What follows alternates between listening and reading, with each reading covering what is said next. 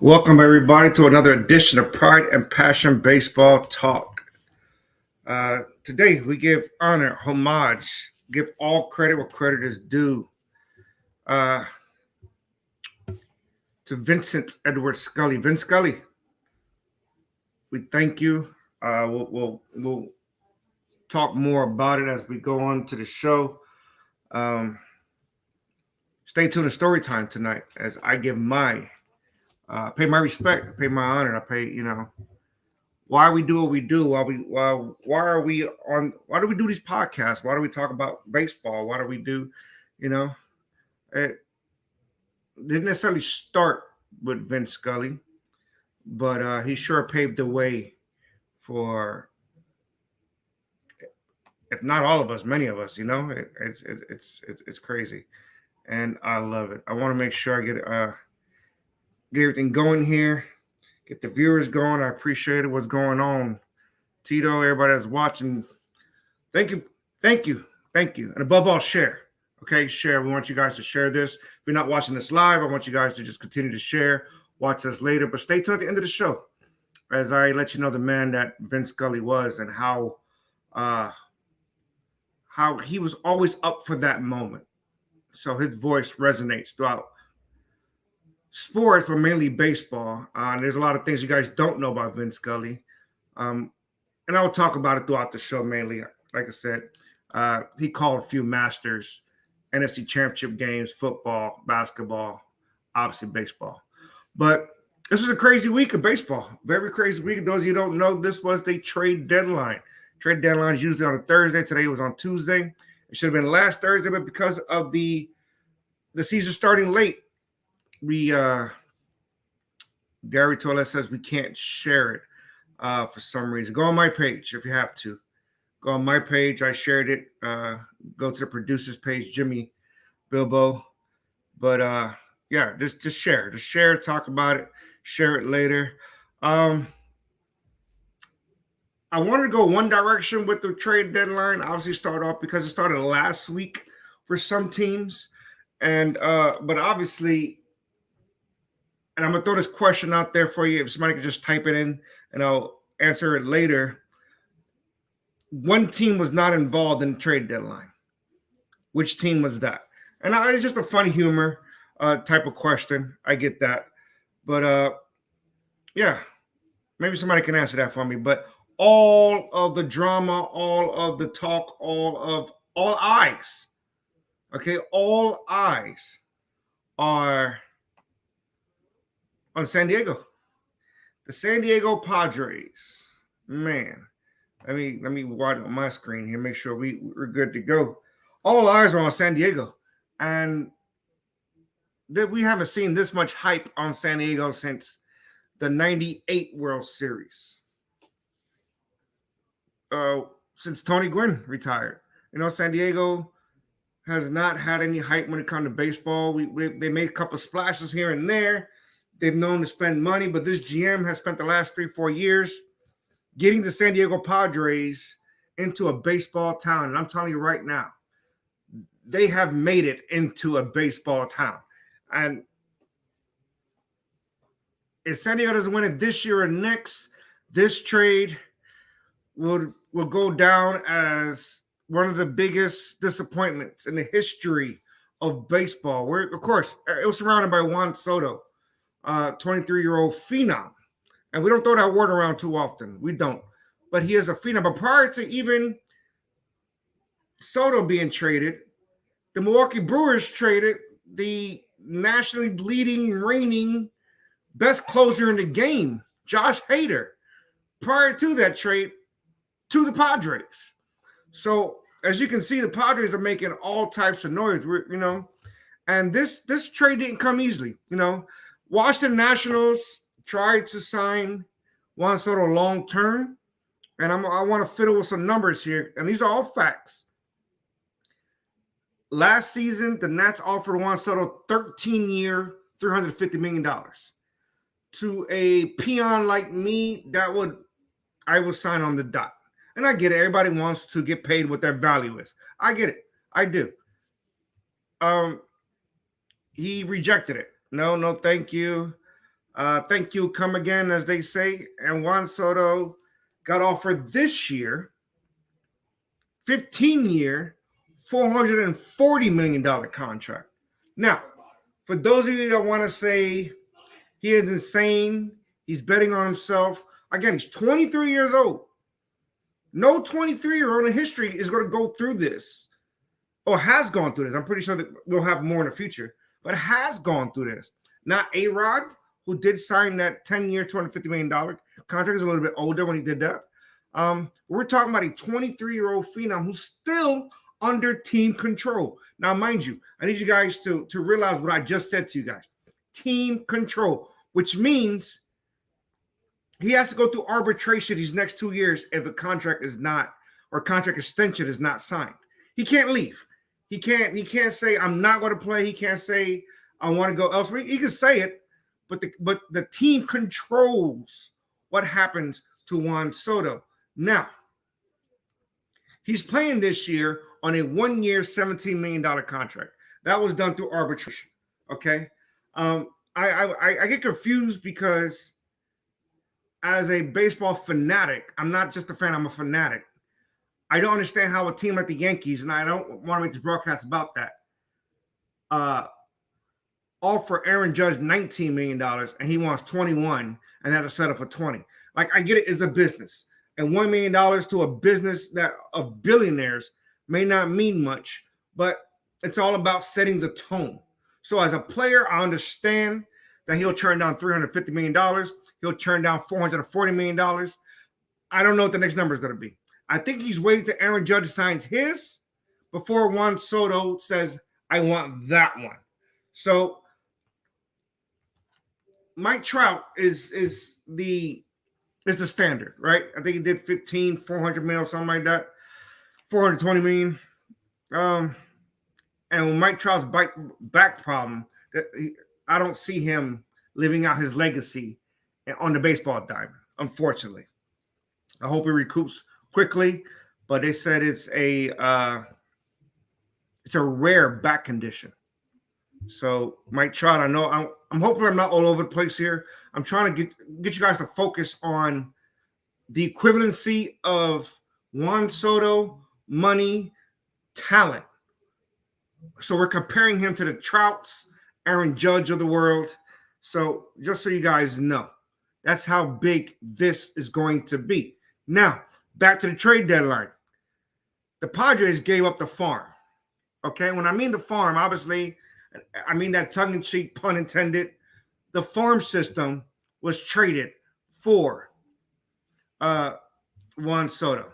So that's insane to me. You know, I too don't understand what the Brewers did. I'm trying to stay on the subject. Josh Hader's numbers this last month was somehow derailed. He was not having a good month of July. He went from a 1.35, 1.4, something along that line, to a 4.44 ERA. And I guess Milwaukee says, let's bail out now and get what we can for him. But I don't understand. And I'm gonna get to his trade here in a minute, because if you thought you was confused about the trade, I'm telling you, the trade becomes even more. What's the word I'm looking for? Confused. I don't know. There's a word there. Somebody look at the word. There's a word there when it comes more confused. Okay. But back to the Padres. What did they do? For those of you that follow sports, the Padres essentially gave up 4 first-round picks. 4. Juan Soto. They did. And I'm going to tell you who, and I'm going to tell you the numbers equivalent to, and why I say it. And not just me, I didn't make it up. They gave up equivalent to 4 first-round picks. Now, obviously, the top prospect given up was C.J. Abrams, who already made the major leagues. His numbers wasn't necessarily there. He's a rookie. But he was the number 9 overall prospect, right? Mackenzie Gore, left-hander, pitcher, the number 6 overall prospect. Robert Hazel, 21 overall prospect. This is the guy everybody is waiting for, Jarlin Susana, number 14 overall prospect right now, but he's down a rookie ball, still got a lot of growth. But that's the name that everybody is focusing on to have a future. And they gave away James Wood, 88th overall prospect, not pick, prospect. Okay, these numbers change yearly, and they gave away Luke Voigt as well as a throw-in. So somebody has to play first base for the Nationals. They try to give away Eric Hosmer, who still has 3 years, $39 million left on his contract. He also had a no trade clause. So essentially, they just sent him to Boston, and there's still nobody that we understand that they gave back from the Red Sox. I don't have. But Hosmer's gone, as well as a $39 million contract, which is huge because they did give Joe Musgrave a huge extension. They're still paying Hugh Darvish. They're paying Tatis. Machado has a large extension. So on top of these names, they have contracts, obviously. So I don't know if we have to revisit this trade in 2 years. This is how big it is. We have to revisit this trade in 2 years to see if the Padres got what it's worth. Obviously, the fire prospects, the 1-1 Soto. This team is built to win right now. It's kind of hard to do that, being I believe it's 12 games, 11 games behind the Dodgers. I'm pretty sure that that's where they are. I don't see them catching the Dodgers, and I'll get to their schedule here later on. We talk about the power rankings, but the Padres got a long ways to go. But I'm pretty sure they will make the playoffs, and I wouldn't want to pitch to that lineup. I wouldn't. You start off with Jersey Profar, go down to Juan Soto, Manny Machado, Fernando Tatis will be back by the time the playoffs come around. Who am I missing? Josh Bell, who they got in this trade. That's one guy that nobody's really talking about. Josh Bell. And you're right, it's not to catch him in the standings, but who's going to beat him? And I tell you, the Padres are going to beat themselves, and they can't get their pitching together behind Joe Musgrove. Which Hugh Darvish are we going to get? Because Darvish is pitching playoffs. He's pitched amazingly. He's pitched crapping. So, which Hugh Darvish are we going to get? Which the lefty, Blake Snell, does he go back to Cy Young form that he won a couple years ago? Tampa Bay was crazy. They was called crazy to trade Blake Snell a couple years back. What are you doing? What are you doing? And Blake Snell fell apart completely. So obviously they're professionals, management professionals, the scouts are professionals. We are just fanatics. We might be professional fans, but obviously Tampa Bay knew what they were doing. And they got several good prospects for that. But I believe the hidden one here is getting Josh Bell. Put him in a lineup batting fourth, Machado in front of him, or Soto in front of him, and Machado behind him, something along those lines. The manager is going to have a tough time penciling that top 5 or 6 in that lineup. And here's another quiet one. We're talking about trade deadlines here, right? Brandon Drury, a nobody, right? I knew Brandon Drury. He came through Arizona, got traded to the Yankees. Obviously, not many people make it through the Yankees unless they go through the system. It's hard to catch on and be a Yankee. There's a Yankee per se. Just tell Joey Gallo that he struggled. All-star, then went to New York. He struggled, But Brandon Drury is a solid player, and all he can do is bat DH, and all he did was just hit a grand slam yesterday. So San Diego's going to be tough to beat. I'm telling you, we're not even talking about Austin Nola, who's their catcher. We're not even talking about Cronenworth, the second baseman. It's crazy. But, yeah, San Diego's has stole all of the headlines, and, geez, for what it's worth, I'm trying to stay up and watch some games because San Diego is going to be fun to watch, especially if Tatis comes back. It's going to be fun to watch. So who won this trade? I don't know. We're not as fancy. I won't put a poll up, but in your opinion, who won this trade? Milwaukee. Still trying to figure out what they did with Hader. I still don't get that, and I'll try to break that down here in a little bit. And the Washington Nationals get enough? I know they got a lot, but I'm still going to ask that question. Did they get enough? So I'm trying to make sure we get the right one here. More teams, more headlines, more to come. And boom, here we go. These are two teams that I believe won the trade deadline. Hands down. And I will name them and I'll see it. One team on top is the Houston Astros. One team on the bottom is the Philadelphia Phillies. The Astros gave up nobody. Obviously, they just got better. And just getting Trey Mancini, who was the future, who was the face, not the future, sorry. He was the face of the Baltimore Orioles for the last 7 seasons. He took a year off with cancer. We know that story. If you don't know that story, Trey Mancini had to sit out 2020, I believe it was, due to cancer. He beat it, came back in 2021, had a great year. But he also sat out because it was that COVID year as well. So it was just better safe than sorry, and I don't blame him for that. Christian Vázquez is your new starting catcher out there in Houston. And I don't want to make this, even I can't hate, okay? I don't want to be a hater, but even I can't hate at what the Astros did. They went from quite possibly the best team in the American League, because they're the one team that the Yankees can't beat, to quite possibly way front runner to face either the Dodgers or Padres. And the playoffs are going to be fun. Because I don't want to say that. They're front runners, obviously. But I don't want to crap on the Braves, Phillies, and Mets. Those three teams are good. And obviously, anything can happen in a series. But if you're looking on paper, obviously, Dodgers and Padres are above everybody else in the National League. Astros and Yankees above everybody else in the American League. And above the Yankees, I still believe the Astros are even better than that. And they're better because they're consistent. And that's the issue that the Yankees have had. And I'll get to them in a minute. I just want to focus here on the Astros. I think a quiet trade that was made was that Will Smith trade. And you'll see Will Smith. I believe I got him somewhere around here. Yes. No, that is not it. Here. There we go. Will Smith and Jake Odorizzi. It's not a big deal in the eyes of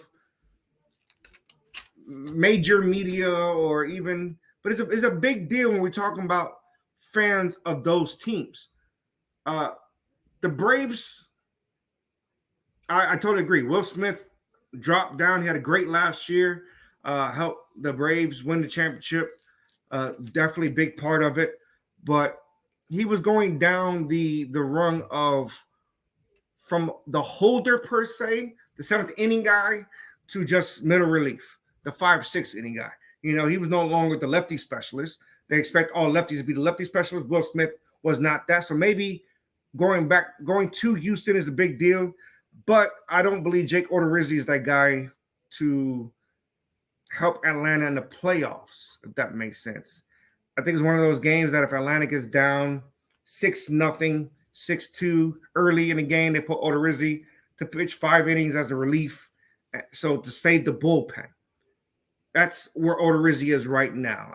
Odorizzi, I think, already peaked as a pitcher, so they're not going to get much for him as far as production. He'll get some spot starts to help out that rotation, which still needs some help.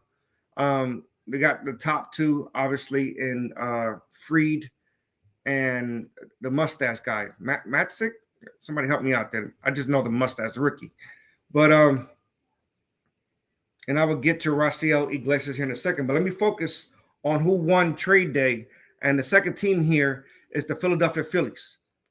Phillies needed help in a lot of places on their teams. They came into the season probably being the best power team.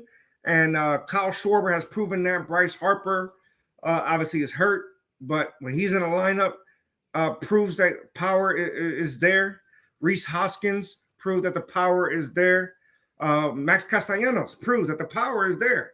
But their defense is probably the bottom 5 in the league.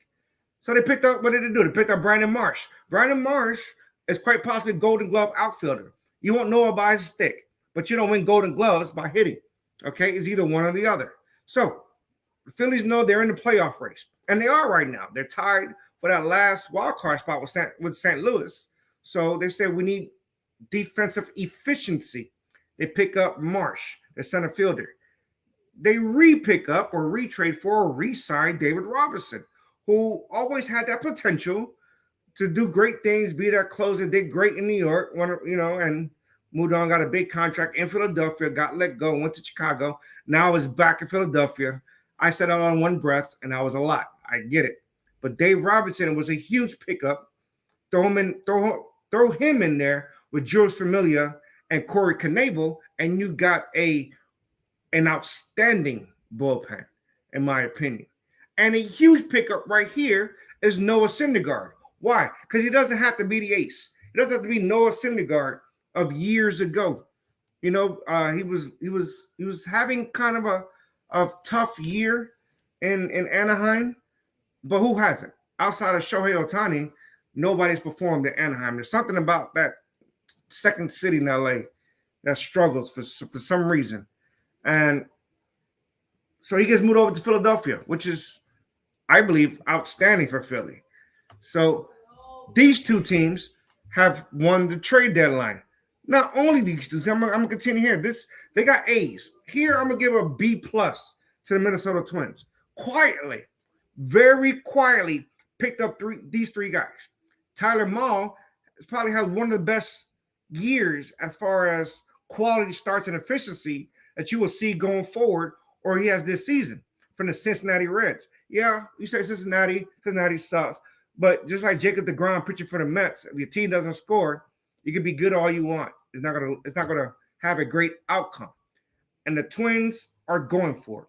They gave up 4 prospects for Jorge Lopez, who was closing out for the Baltimore Orioles.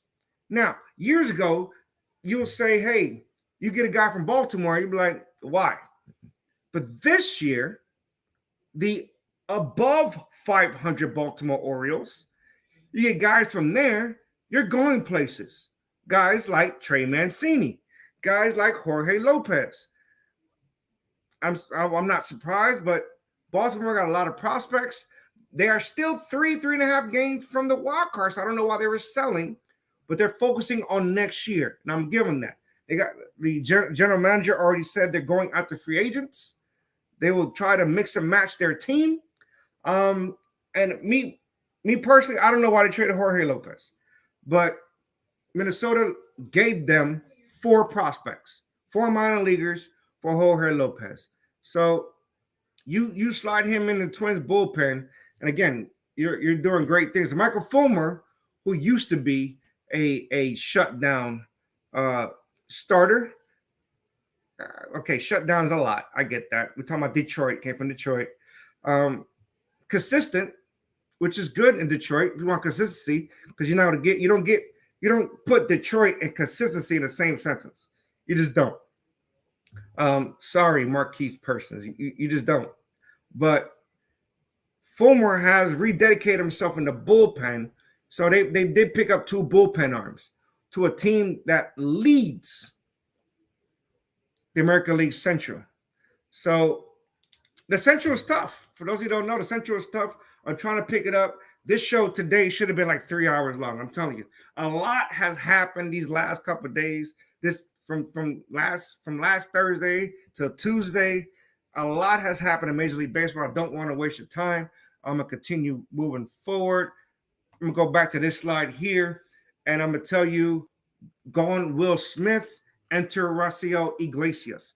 What has Iglesias done? I've been asked. He was a closer originally at the Cincinnati Reds. Signed a big deal to Anaheim. Didn't get many chances to close. Why? Because it's Anaheim.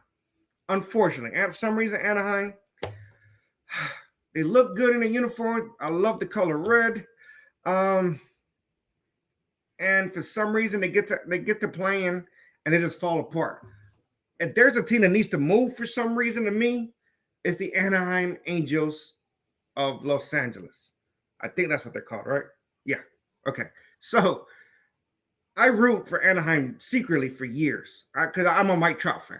I secretly there's couple. You always have your team, then you have couple baseball players or sports figures, a player, period, that you secretly root for.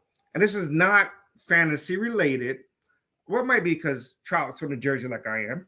But did y'all know that Vince Scully was born in New York, Bronx? By the way, just want to throw that in there. Want to give him all? I just want to give all due respect and not forget about the great Vince Scully. What was I? Rafael Iglesias closed many games. But imagine him setting up for Kenley Jensen. Assuming Kenley Jensen gets back here sooner or later. But they don't. They got a closer. A closer, not in waiting, not in training. They got a bona fide closer in Rafael Iglesias. So that's huge for Baltimore. Damn. For the Braves, the Atlanta Braves. I'm just talking about Baltimore. I'm actually impressed with Baltimore. They've been on my mind lately. They got a good young squad. Mountcastle, Mullins. They got a good young squad. So keep an eye out for Baltimore in the next couple of years. Let's see what else we got trade wise. I'm trying to not be a homer. Let's do this one. Let's go bottom up. Luis Castillo was the first one. Big chip. The number one pitcher that everyone was looking for, and the guy that baseball was looking for. He was rumored to the Yankees. He was rumored to the Dodgers. He was rumored to the Braves. He was rumored pretty much every team that was in contention wanted Luis Castillo. Playing, I should say, in Cincinnati hurts his numbers. But if you actually seen this kid pitch, he has number one stuff. Okay. And Luis Castillo, the Seattle Mariners have shown that they're here to play ball. Them, just like the Padres, may not be able to catch their team ahead of them, but they're preparing themselves for a good playoff push. So imagine Luis Castillo and Robbie Ray 1 and 2, 2 and 1, however they want to do that rotation, and who gets who, and you don't want to play the Mariners, not with those two guys. It's almost equivalent to playing the Mets and facing DeGrom and Scherzer 1-2. So just imagine that. Those two guys can be as good. The Cardinals have made two moves. One was shocking because you rarely see player for player deal these days. And they did that when they traded for Jordan Montgomery for the Yankees, who I believe was stagnant but still productive. I was shocked at this trade, being a Yankee fan. And Jose Quintana, who's been in the league for, I want to say 11 years, 12 years. Quintana has.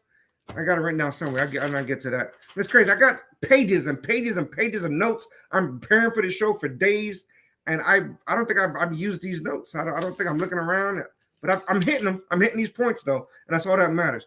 But Quintana, I got it written down somewhere. I believe it's 11 seasons. But he has a 3.50 ERA, and that's what the Cardinals were focusing on, because outside of Adam Wainwright, they didn't have anybody stable enough to anchor that rotation. So I'm bringing Jordan Montgomery, who, by the way, coincidentally, his first start will be against the Yankees. This is like Monday Night Football. Russell Wilson playing the Mariners, the Seattle Seahawks. See, baseball. That's why I was trying to stick to baseball. The Seahawks, but you can't write this. You can't write this stuff up. It's insane. It is insane. Frankie Montas. Well, let me do this one more slide for the trade deadline, then we'll move on. Where are we at? And now briefly, I don't want to do my team a disjustice by not mentioning them, but the Yankees got a C in my book. A C. And barely. Joey Gallo Jr., Andrew Benintendi has come in and only gone 1 for 20, 1 for 22 or something like that. Harrison Bader, who they received for Jordan Montgomery, might not even play this year. They don't know. But the main trade, and the reason I give them that, is to get Frankie Montas and Lou Trevino, who are two studs, but they were stuck in Oakland. So I want to see how they do in the bright lights of I was in New York City, but technically it's the Bronx, to see how the New York Yankees do. Scott Effross already had 2 appearances, pitching like he's already getting nervous. Sidearm pitcher that they got from the Cubs. So I As a fan, I'm not going to rate their trade deadline as high. I won't fail them either, but they're going to need a lot of help to to be somebody, to do something. I don't know. Let's move over to trade deadline. Let's move on before, like I said, I could talk all day. I haven't even talked all the trades, by the way. I haven't. I just talked pretty much the top 10 type trades. Um, but because this show is only an hour long and I don't want to speak about baseball 24/7. Cute cup, right? Cute. See it? See it? Okay. I can talk baseball 24/7. I can talk baseball in my sleep, you know. So let's do our power rankings. I know I didn't have a show last week. I was away falling off a scooter and still recovering. So hey, scooter safety is real. I think I'm gonna start a charity on that one. Scooter safety. It's real, by the way. Okay. I was in Nashville falling off a scooter. That's instead of doing baseball. Shame on me, right? The Dodgers are your new number one. I think they were number one last week, but again, we didn't have a show last week. So the Dodgers have the best record in baseball at 72-33. And this weekend they have a 3-game set with the Padres. That's going to be huge. I think I'm gonna watch all 3 games if I can, when I can. I would love to see the Dodgers and Padres. And no, actually, if there's no picture taken, it never happened. Maybe I was just dreaming. Okay, let's go with that.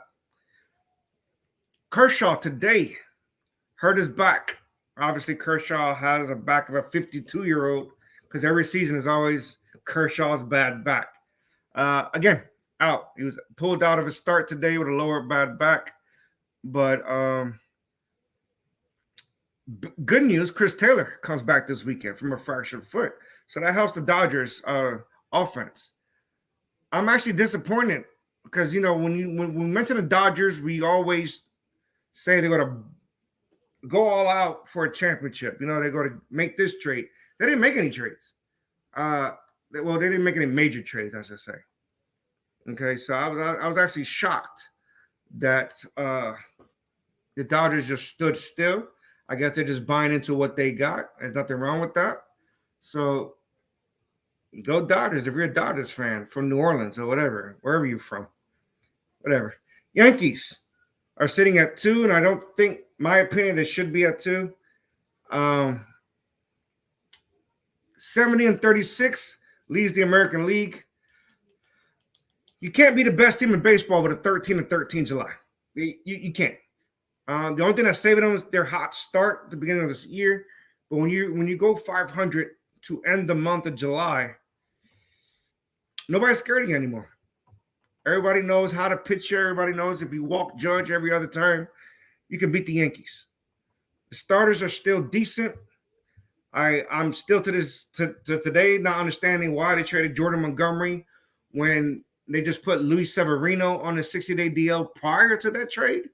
I can see if they made a mistake and did it after, but no, they put Luis Severino on a 60-day DL, and they trade Jordan Montgomery, and all you do is get one starter back somehow in a trade deadline, and you still got 4 starters.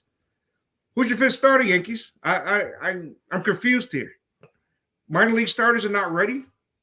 I kind of sort of follow their farm system. Maybe Clark Smith, maybe Domingo Germán back from his year injury and suspension, because both has proved to be not that guy. So where do the Yankees go from here? And it's intriguing. They still got a plus 206 run differential though. So hitting wise, they're still that team, But if they can't get the clutch hits, which they haven't, and they haven't overcome the Astros, I'm worried. As a fan of the Yankees, I'm worried. I don't think they can beat the Astros right now. And the Astros only got better. So I'm going to leave it at that. The Mets are 3rd at 68-38. That's ugly, right? And they got DeGrom back. Scherzer's back. They made the right trades for the DH slot in Vogelbeck and Darren Ruff. Quiet name you guys probably don't know much about, but he's a solid bat. Slot them at DH every other game, and the Yankees, sorry, the other team in New York, the Mets, are formidable. More than formidable, obviously. That pitching squad, DeGrom, Scherzer, Carrasco, not Stroman, the other guy. Yeah, Stroman. Duh. Yeah, Stroman. And they got a fifth one out there that's doing good things as well. So the Mets will be tough to beat. It's gonna be interesting though. They start. Somebody posted the score of the game. I think my statistician is watching because he sure as heck is laughing at me about falling over a scooter. What's the score of the Mets Braves game? The reason I'm asking is because they're about to go into a 5-game series, Mets and Braves. So that's going to be interesting. See how they do with the Braves being 3.5 games back, 5-game series. They win all 5 games. They could be 1.5 games up. So that's going to be interesting to see how this series plays out. But obviously, it starts tonight. I don't think they see Scherzer, but they probably see DeGrom Sunday. 5-0 Mets. LOL? No? Okay. So that'll be 4.5 games back. So the Mets will still have the lead this weekend going into Monday. Got it. All right. Cool. Let's go with the Astros. I have number 4. I believe they should be the second team in the power rankings, in my opinion. 68-38. They too have a plus 118 run differential. And they've been doing that without Michael Brantley lately, which is a huge consistent bat. But they just picked up Trey Mancini and Christian Vasquez, put them in the lineup with Altuve, Alvarez, Jeremy Pena, Bregman. Man, Gurriel. No, Gurriel, not Gurriel. He's in Toronto. Who's their first baseman? Look that up. I'm drawing a blank here. Astros first base. Where's my statistician at? I could accidentally be right. I don't know. But this team is being led by Justin Verlander. Justin Verlander at 39 years old is 14-3, 1.81 ERA. Trey Mancini now, yes. But who was the first baseman prior to Mancini? Gurriel. See? Yeah, I was right. I was right by accident. Thank you, Evan. Thank you. Yes, I was right by accident. I was doubting myself. I don't know why I doubt myself, because even by accident I get it right. So I can do this in my sleep. Man, this Astros team's going to be tough, especially if the American League goes through Houston. Trust me, Houston, they won't have a problem. Just want to throw that in there. 5th is the Braves, and I think they'll be in this position quite possibly the rest of the season. I don't think they catch the Mets. I don't think so. I don't wish it upon them, but I don't think they catch the Mets. I think the Mets will only get better from this point forward, especially getting back to ground, getting a healthy Scherzer. Alonso is doing his thing at first. McNeil at second. Lindor at short. Jeez, Darno is catching, right? The Mets don't have the hitting like Atlanta do, but for some reason they have the timely hitting. Because when the Braves go cold, the Braves go cold. I give them that. The Braves like the Yankees. When they go cold, they go cold. And when they're hot, they're hot. And the only thing they can focus on is the postseason and hope they get superstar Acuna for the postseason. That's going to be a problem because they might be second in the division, but I won't want to play them in the playoffs. I'll give them that much when it comes to the Braves.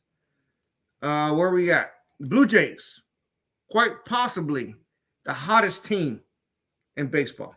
Quietly, the hottest team in baseball. But this is crazy. The Yankees go 13-13, and the Blue Jays enter the month of July, I believe it was 14 games back.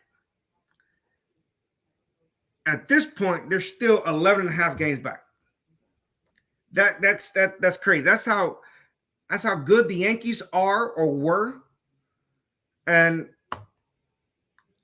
I don't care what y'all say. As long as the Red Sox in last place, everybody's happy. Just want to throw that out there. Because even the Orioles got a better record than them.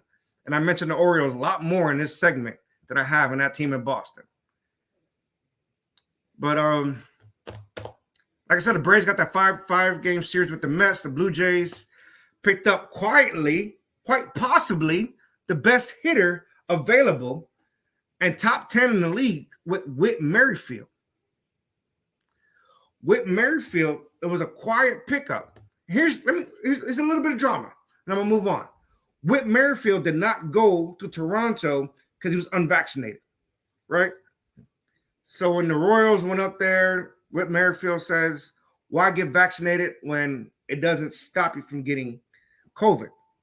Great quote.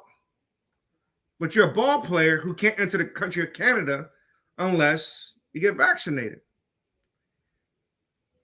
Last week, that was 2 weeks ago. Last week, he said, I'll get vaccinated if I get traded to a team that's in playoff contention.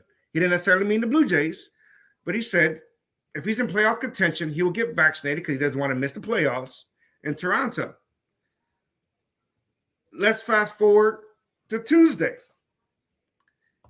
This trade, I believe, was done at that was my time. A minute before the deadline. Let's just say a minute before the deadline. The Royals sent Whit Merrifield to everybody after Whit Merrifield for years. And the Blue Jays got him. I'm confused. He signed off on a trade, and the Blue Jays already have, presently, an all-star second baseman.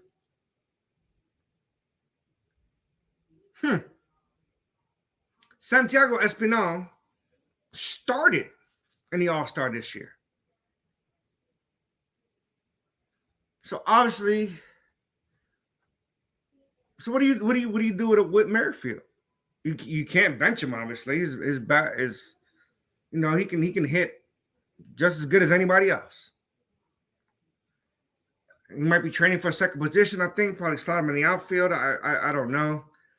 Kevin Biggio obviously won't be getting playing time, which is kind of sucks because he's better than decent, better average. There's words in there somehow.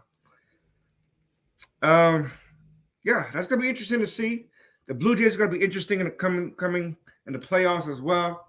They got one of the wild card spots right now. So, and I want to remind everybody, they were my preseason pick to win the World Series, to go to the World Series. I had them losing to the Dodgers. That was my prediction before the season started. I want to keep saying that. Okay. Next team here is the Brewers. I think I had this meme when I did my first show because I don't know what they're thinking of. So you trade Josh Hader, and I'm not trying to be a hater. See what I did there? Okay. You get Taylor Rogers, good lefty closer that they had. Dinelson Lamet, who a couple years ago was contending for a Cy Young spot. Here's where I scratch my head. They released Dinelson Lamet today. The Brewers did. So I'm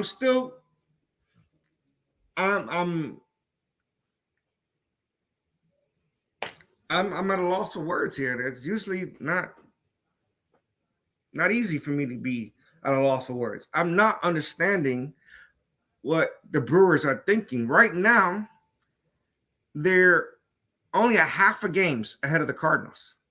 Only a half a game. So you give away the best closer in the game. You cut, quite possibly, the starting pitcher that you might need to put along with Corbin Burns and Woodward. And I don't know, Brewers. What are you doing? And I'm not gonna. If y'all go on Twitter and look at all the players that the Brewers tweeted against this trade, it's crazy. All of them are shaking their heads because they don't understand why. Nobody understanding why this trade went down, and then San Diego is definitely got a ball club for the ages. Yeah. Where are we at? Number 8, Seattle Mariners. They just took 2 out of 3 of the Yankees, by the way, this past week. They're 57-49. They're sitting second in the wild card spot. So, like I said before, imagine going against Luis Castillo and Robbie Ray, or Robbie Ray, Luis Castillo, 1 and 2 in the playoffs. You might be down 0 and 2 immediately. So that's going to be interesting going forward. I'm going to speed this thing a little bit up. The Padres, we already talked enough about them, but they sit at 9 at 61-46. Here's the interesting part. Yes, I agree. They may not catch the Dodgers, and the team is not set up right now to catch the Dodgers. But yeah. So after the Dodgers this weekend, the Padres schedule goes like this: Giants, Nationals, Marlins, Nationals, just 2 games with the Guardians, Royals, and Giants. And that'll take them all the way till September. They might win 30 in a row with this schedule. Okay? I don't see any of these teams beating the Padres. Obviously, they'll lose 1 or 2 games here and there, but yeah, that's the Padres schedule coming up. So now is a good time to get those guys in there, get them some at bats, get Tatis going, and that's just insane to me. Last and surely not least is the Philadelphia Phillies. I like what the Philadelphia Phillies did in the trade deadline. I thought they did good in the preseason when they made their signings. I just didn't think they still need a pitcher or two, which hopefully Noah Syndergaard helps them with that. Helps out Jason Wheeler. But sitting at 56-48, they're tied for that last wild card spot. So I believe it's either going to be them or the Cardinals, which is going to be an amazing race going forward because both teams are playing good baseball right now. It'll help when Bryce Harper gets back in September, not August, as they had hoped. He will not be back in August. So that's a blow for the Phillies. Okay, Bryce Harper will be back in September. And today they cut Didi Gregorius. So that's intriguing as far as the Phillies. I see them doing great things. Couple baseball notes. Next week, let's see if I got this right. Nope. Yes. Here we go. Next week, we got our Field of Dreams game. Yeah, remember last year was a success with the Yankees and White Sox. It came down to a Tim Anderson game-winning home run in the 9th inning. So next Thursday, look for the Field of Dreams games again. I am disappointed because these are 2 irrelevant teams. Man. I got it. They picked them preseason to play this game, but yikes. I think I'll still watch the first inning, I guess, just to see the field and see how that goes. I know what they want to do with the Field of Dreams, and I get how they tied them together, but yeah, no, why? Speaking of Field of Dreams, if you want a dream to go to London, this long rivalry will finally return. Not the rivalry, but baseball will finally return to the UK, the London series. Chicago Cubs and the St. Louis Cardinals will be going over there for a series. That I'll be intrigued in. These 2 teams have a long-standing rivalry. So that's going to be intriguing to watch next summer. I think the last time they went to London, I believe, with the Yankees and Red Sox series. I want to believe that was before the pandemic, 2019. It might be 2020 when they did it. No, it was 2019. They had a schedule for 2020. It was canceled. 2019, the Yankees and Red Sox had a London series. I believe I covered the trade deadline. I believe I covered the standings. This week we lost. Not even this week. It was 2 days ago. we lost a great one in the world of sports. We've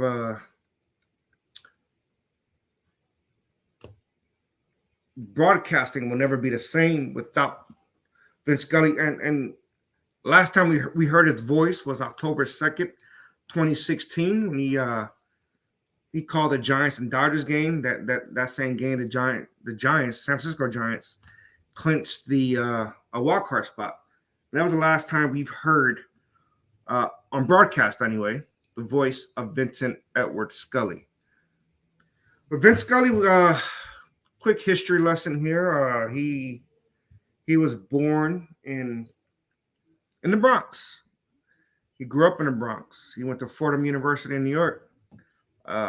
Others that went to Fordham University, Michael Kay, the great announcer for the Yankees, among others. And I forgot to take the notes down on that one. But Fordham was known for a sports journalism school, so many have gone through there. So I want to tie, usually, every week or every time I do a show, I tie story time with Poppy, and this is how I want to do it. The first time I remember hearing his voice, I was the date. I wrote it down here. I want to get to it. Here we go.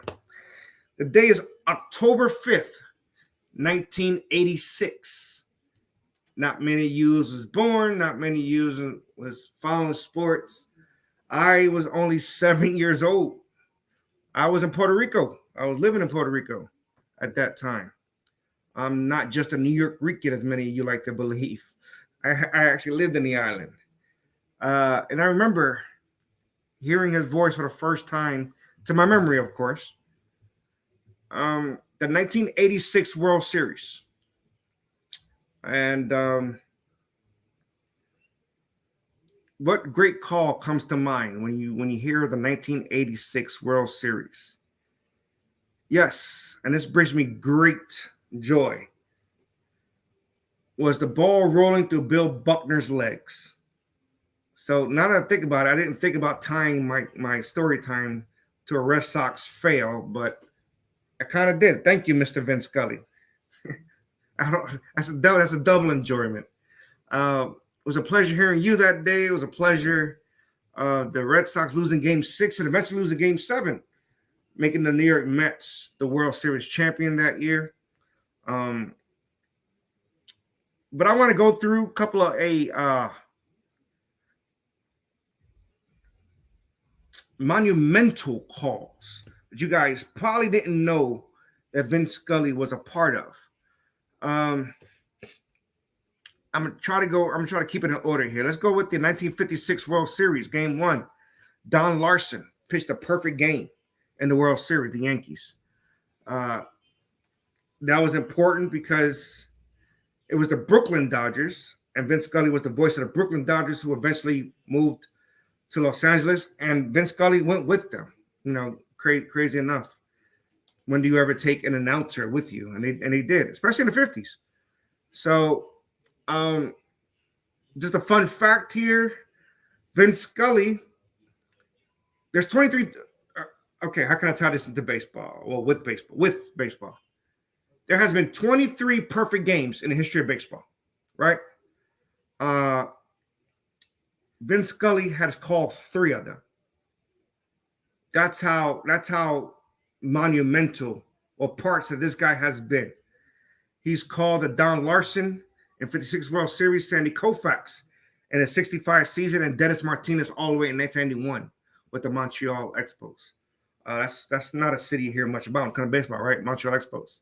So that's amazing. Vince Scully called the home run that Hank Aaron made to break the home run record of 715. The record was 714 by Babe Ruth. Hank Aaron broke it, number 715. Vince Scully was on the mic that day. Crazy. He not only did he do baseball, he did football. He was the announcer for the NFC Championship game between the 49ers and the Cowboys on the catch. That was Vince Scully's voice, people. When I'm talking monumental moments in sports, we're talking about Vin Scully. Crazy. Obviously, we know a couple of newer ones to us. The 1988 World Series, where Kirk Gibson limped on the field, hit a home run. The Dodgers eventually ended up winning that World Series in 5 games. And I remember sitting,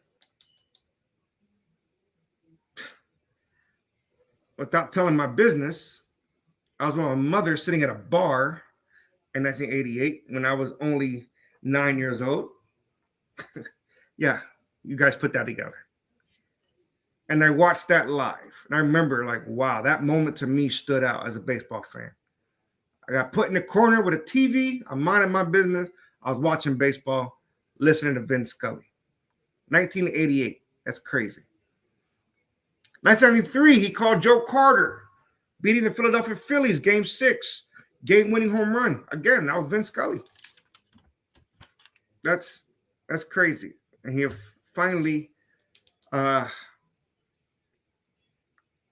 2016 said, okay, it's time to go. So this week, we lost a great one. Vin Scully, thank you for being a voice, or maybe the voice of baseball. Hope you're finally resting in peace. That being said, that is my show. I hope everybody enjoyed it. Everybody's caught up with the trade deadline. Catch us tomorrow, the All Sports Matters podcast, as we discuss the NFC South. Sorry. We're going to try to stretch a 5-minute show into an hour.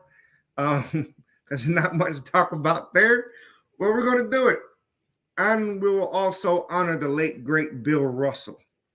That is awesome. Hopefully see everybody tomorrow. Thank you. Again, rest in peace, Mr. Vin Scully. Take us out.